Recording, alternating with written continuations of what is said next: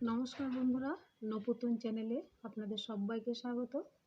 শীতকালে শাকের কোনো অভাব নেই, তার মধ্যে অন্যতম শাক হলো মেথি শাক। মেথি শাক একটু তেতো, কিন্তু আমি যেভাবে বানাবো তাতে কিন্তু একদমই তেতো লাগবে না। চলুন দেখা যাক কিভাবে বানাই আমি মেথি শাকের পরোটা।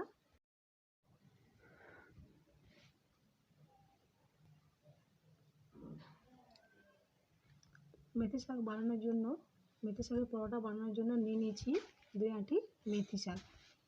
মেথি শাকগুলো আমি প্রথমে বেছে নেব।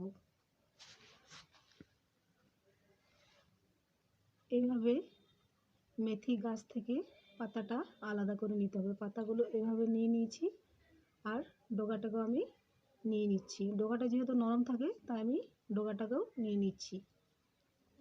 সব মেথি শাকগুলো এভাবে ছাড়িয়ে নিতে হবে।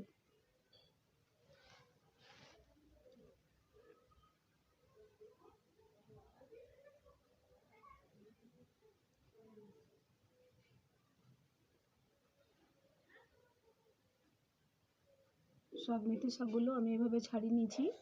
এবার মেথি শাকগুলো আমি কুচি কুচি করে কেটে নেব।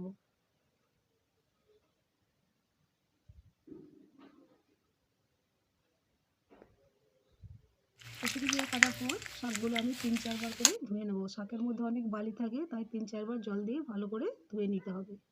এবার আমি মেথি শাকগুলো কুকারের মধ্যে দিয়ে দেব। দুটো লঙ্কা দিচ্ছি এর মধ্যে, 1 চামচ আদা বাটা, আর দেব 1 চামচ জিরে গুঁড়ো, আর 1 চামচ, ছোটো চামচের 1 চামচ হলুদ গুঁড়ো। নুনটা দেবো আন্দাজ মতো, কারণ আটাতেও নুন দিতে হবে। এবার আমি ঢাকনা লাগিয়ে গ্যাস অন করে কুকারটা বসিয়ে দিচ্ছি। আমি 3টে সিটি দিয়ে দেবো।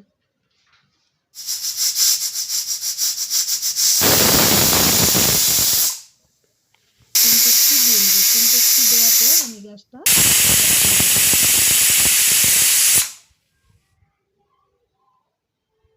গ্যাস অফ করার পর আমি ঢাকনা খুলে কুকার থেকে একটা বোলের মধ্যে সেদ্ধ মেথি শাকটা ঢেলে নেব। দেখুন মেথি শাকটা ভালো করে সেদ্ধ হয়ে গেছে।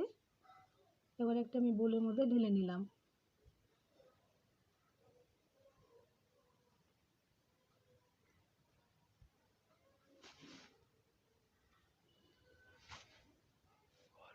বোলের মধ্যে যেহেতু ঠান্ডা হবে না, তাই একটা প্লেটের মধ্যে আমি ঢেলে দিয়েছি এবং ঠান্ডা করে নিলাম। আটার মধ্যে যে নুনটা দেওয়া ছিল ভালো করে মিশিয়ে এবার মেথি শাকটা আটার মধ্যে দিয়ে দিলাম।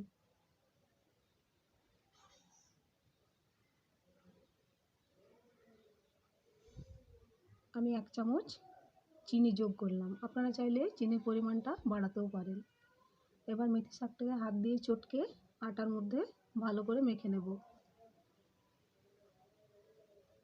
পুরো মেথি শাক দিয়ে কিন্তু আটাটা ভালো করে মাখা যাবে না। আমি এখানে 500 গ্রাম আটা নিয়েছিলাম, তাই একটু জল দিয়ে দিয়ে আটাটাকে মেখে নিতে হবে। এইভাবে ঠেসে ঠেসে আমি আটাটা মেখে নিয়েছি। দেখুন আটাটা আমার এভাবে ভালোভাবে মাখা হয়ে গেছে। এবার এই আটা থেকে আমি লেচি কেটে নেব।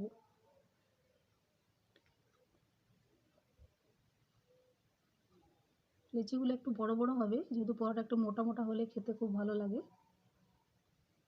লেচিগুলো আমার কাটা হয়ে গেছে। এইভাবে আমি সব লেচিগুলো গোল গোল করে নিয়েছি।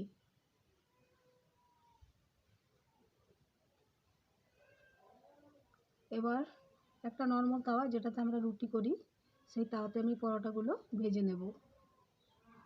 গোল গোল করে বেলে নিচ্ছি।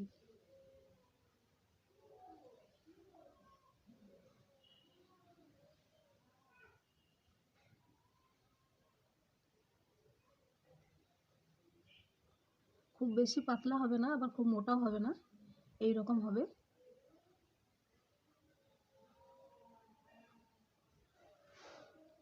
বেলা হয়ে গেছে, এবার আমি তাওয়ার মধ্যে দিলাম। 2 পিঠ ভালো করে কিন্তু তেল দেওয়ার আগে সেঁকে নিতে হবে, নইলে তেল দিয়ে কাঁচা থেকে যাবে। এভাবে আমি 2 পিঠ ভালো করে সেঁকে দিচ্ছি। খুন্তি দিয়ে এইভাবে চেপে চেপে ভালো করে সেঁকে নিতে হবে।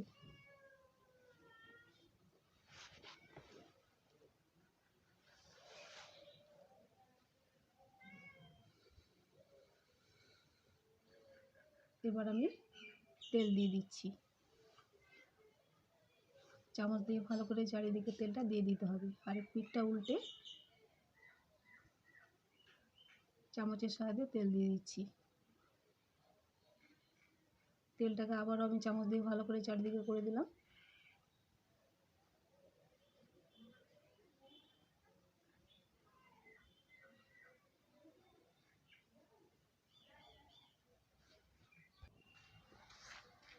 পরোটা ভাজতে ভাজতে একটা কথা আপনাদের বলে দিই, মেথি শাক কিন্তু খুব উপকারী। যাদের টাইপ 2 ডায়াবেটিস আছে কিংবা কোলেস্টেরল আছে, কোলেস্টেরল কিন্তু খুব ভালোভাবে নিয়ন্ত্রণ করে এবং ডায়াবেটিসের জন্য খুবই উপকারী এই মেথি শাক।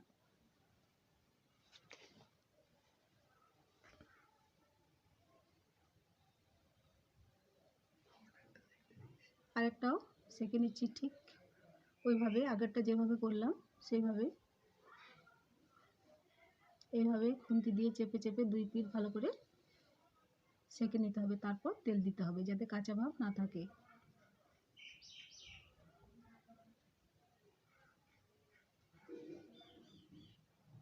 আবারও আমি ওইভাবে তেল দিচ্ছি।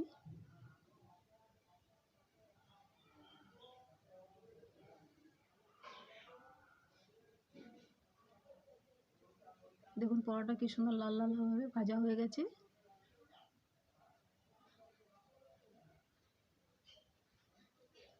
তাহলে বন্ধুরা, কেমন লাগলো আমার এই মেথি শাকের পরোটা? যদি ভালো লাগে অবশ্যই আমার চ্যানেলটিকে লাইক, কমেন্ট এবং শেয়ার করবেন।